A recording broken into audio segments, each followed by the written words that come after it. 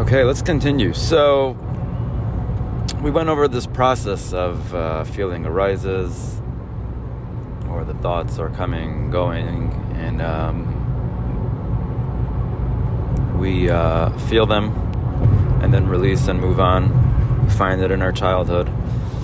Whatever method we're going to use to give that feeling the space it needs, and then the ability to release it.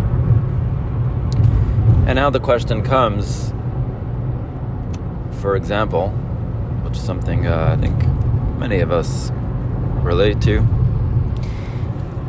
all on our own levels. The question is, my mind is obsessed with worry, financial worry.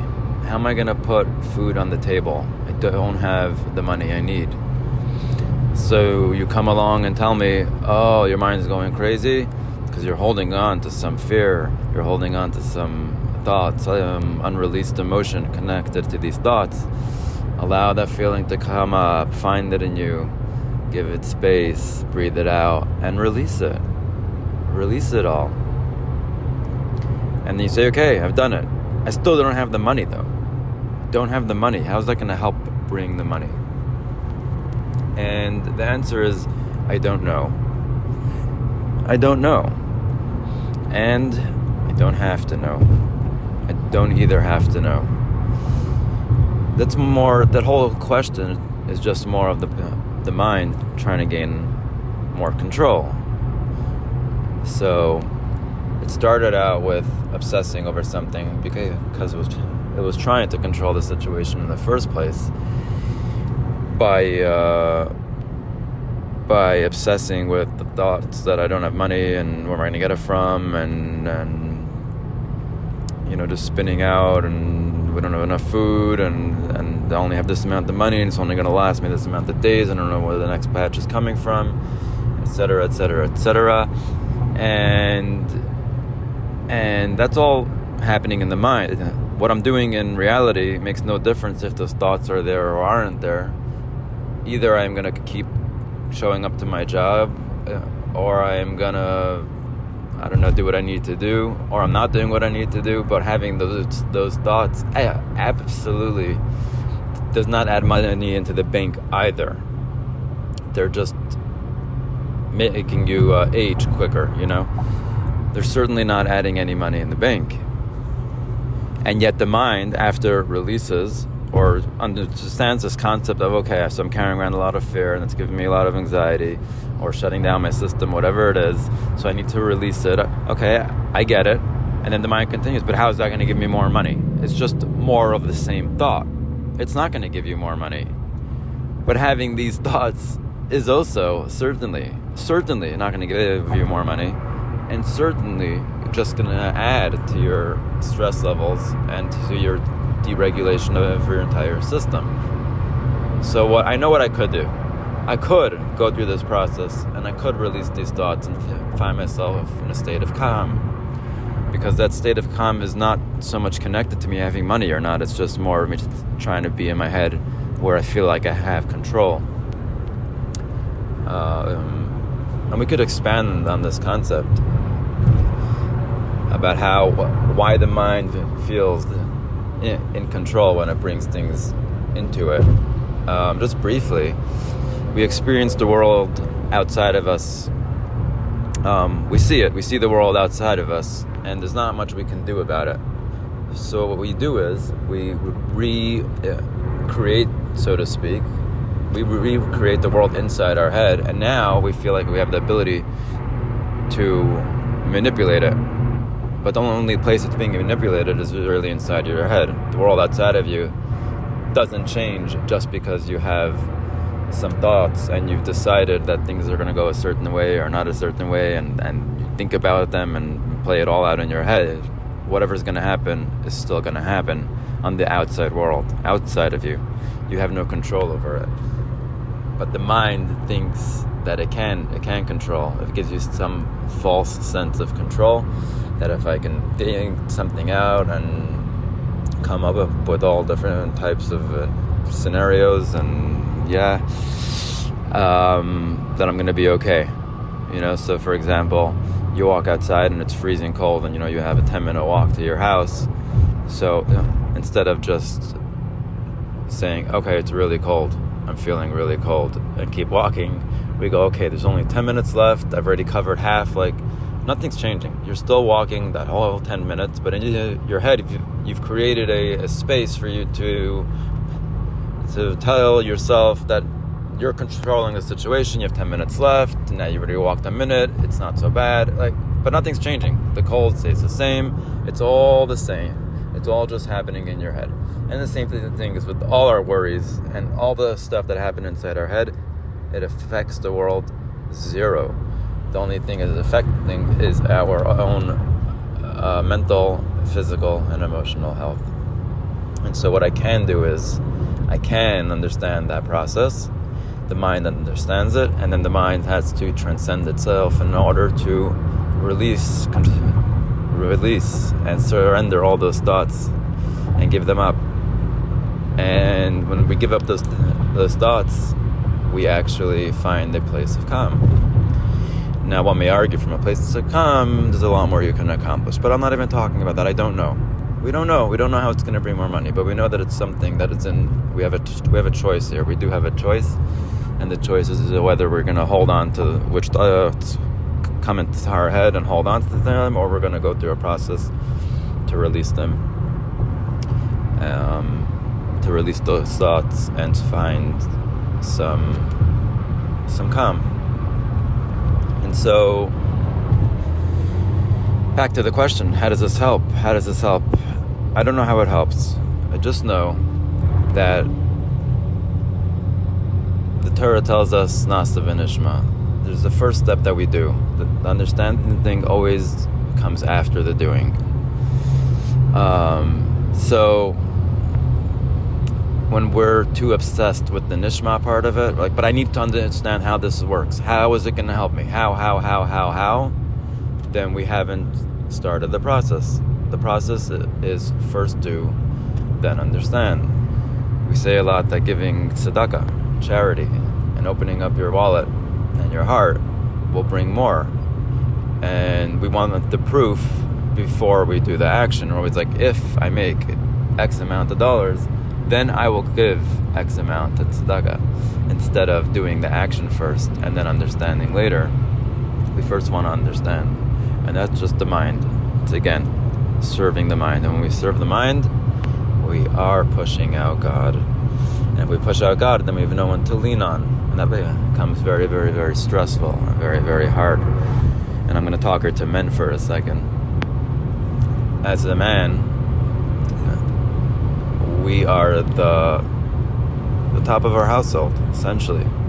We have kids, lean on their mother a lot, and their dad, and the mother wants to be supported by her husband, by the man of the house.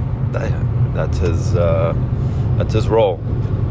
If we had to make it very black and white, he's the leader of the household. However he does it.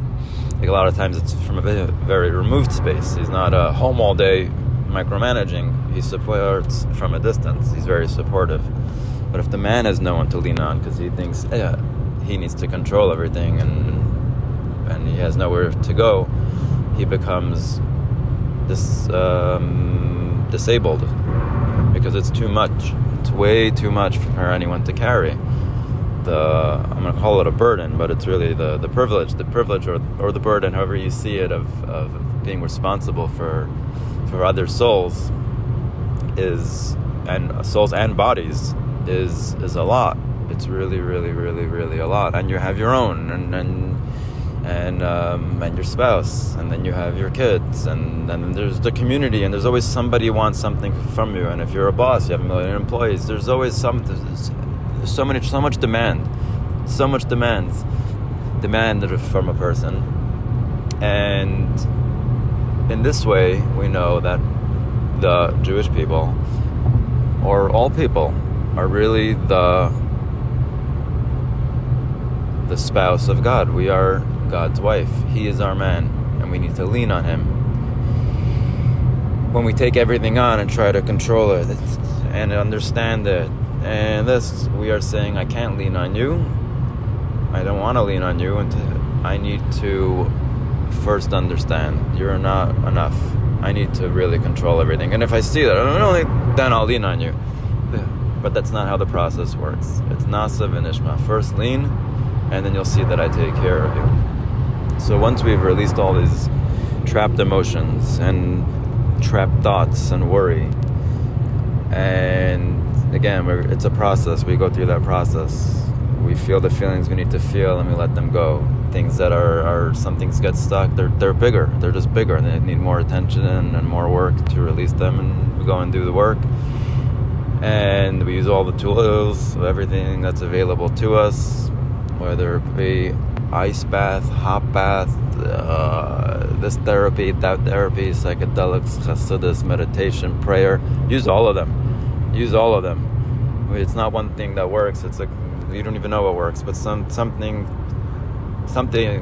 will work eventually. You got the matzasa. You just keep trying.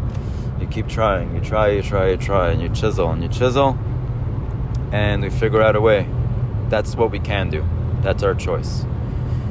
What's going to happen in the world around us is never our choice. It doesn't help for us to try to control it in our mind and think about it and get crazy about it. It will always do what it's doing anyhow. So we go through the process and we release. And once we're released, we now have the ability to turn to God, our husband and Father, and say, help me. These are my worries. These are my concerns. I give them to you because you're my support. And this can be done verbally, obviously. I think davening is 3 times a day was for this reason. We surrender it all to God, but we really should be in prayer all day. All day we're in prayer. And offering all our worries to God and have Him hold them, because they're way too much for me to hold.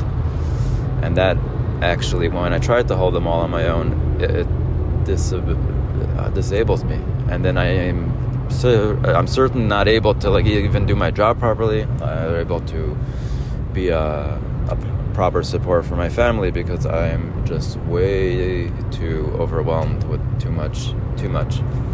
So I need to have a husband. I need to have my support, my God, that I say, take it from me. You take care of me. And when I'm open like that, the pipes are open. And how things work, I have no clue. I don't know. I don't know the answer. I don't understand it. If there's someone who says that they do understand it, please refer them to me. And I would love to have them explain it to my mind so that I can feel in control all over again. And then I guess enter my own prison all over. And, I don't want to understand. I just want to have the faith. To be in that nasa place. I just do. I do my part. The nishma comes later. It's one step at a time. If you take step 1, you can get to step 2. But if you're trying to get to step 2 before step 1, you'll forever be trying. You can't skip steps. And so step 1, surrender. Surrender. Get rid of the worry. Get rid of the doubt.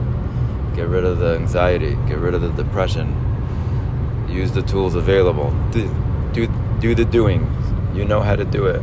Your body knows how to do it. Your soul knows how to do it.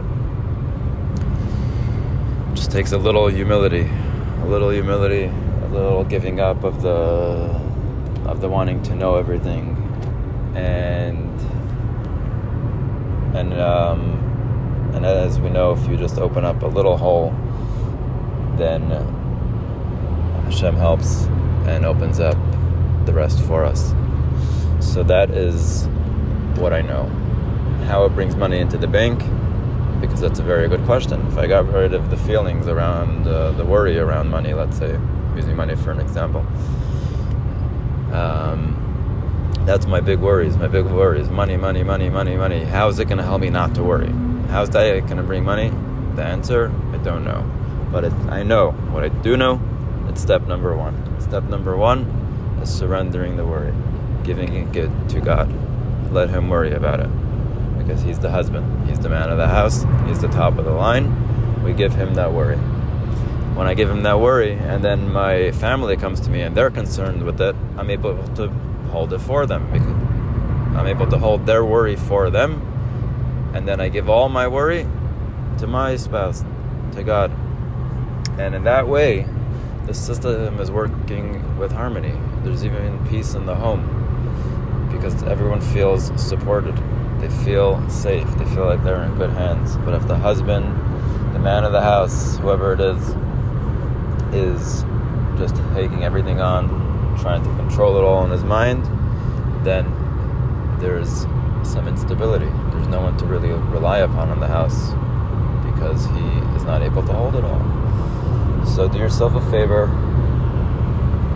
surrender, go through those emotions, let them go through those thoughts, let them go, feel the feelings and release them. You don't have to hold on to them.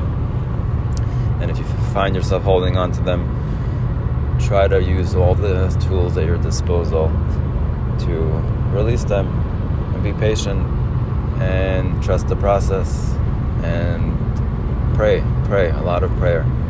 Bring it to God, all of it. I feel stuck, I don't even know how to release. Great. There's something I can't hold. It's too big. I bring that to God. Bring it all to God. Let Him hold it all.